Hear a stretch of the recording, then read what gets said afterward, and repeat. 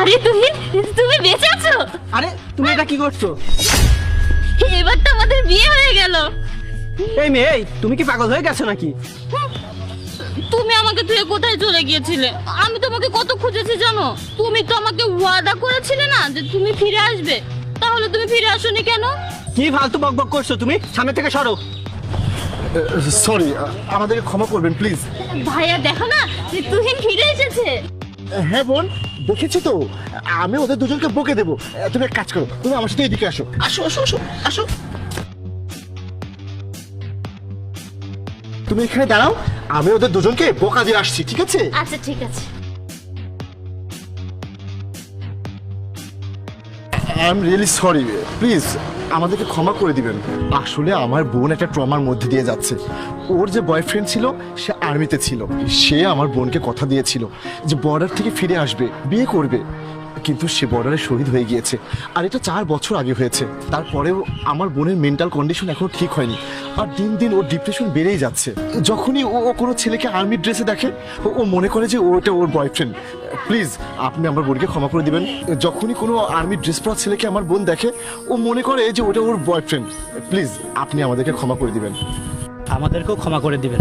না জেনে বুঝে অনেক অসভ্যতা আমি করে ফেলেছি। আমার ছোট ভাই ওনাকে অনেক বকা দিয়েছে, আপনি ওনার খেয়াল রাখবেন। আর হ্যাঁ, আমাদের কোনো খারাপ লাগেনি। সরি।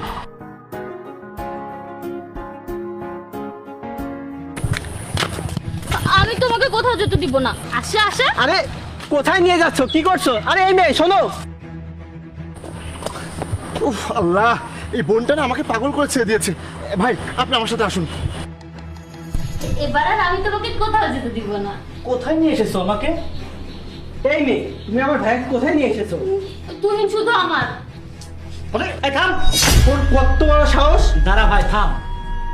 তুমি ভয় পেও না, আমি তোমাকে ছেড়ে কোথাও যাব না। তুমি এখন রেস্ট করো, আমি কালকে সকালে তোমার সাথে দেখা করতে আবার আসবো, ঠিক আছে? না না, তুমি আমাকে ছেড়ে আবারও বর্ডারে চলে যাবে। না না, আমি বর্ডারে যাব না। আমি তোমার জন্য ছুটি নিয়ে এসেছি। আমি কালকে আবার আসবো, ঠিক আছে?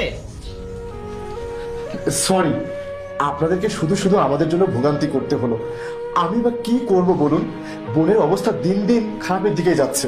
এখন ডক্টরও হাল ছেড়ে দিয়েছে। ডক্টর বলেছে যদি ও ওর স্বামীর সাথে দেখা করতে পারে তাহলে ওর কন্ডিশন ভালো হলে হতে পারে, কিন্তু এখন তো সেটা পসিবল না।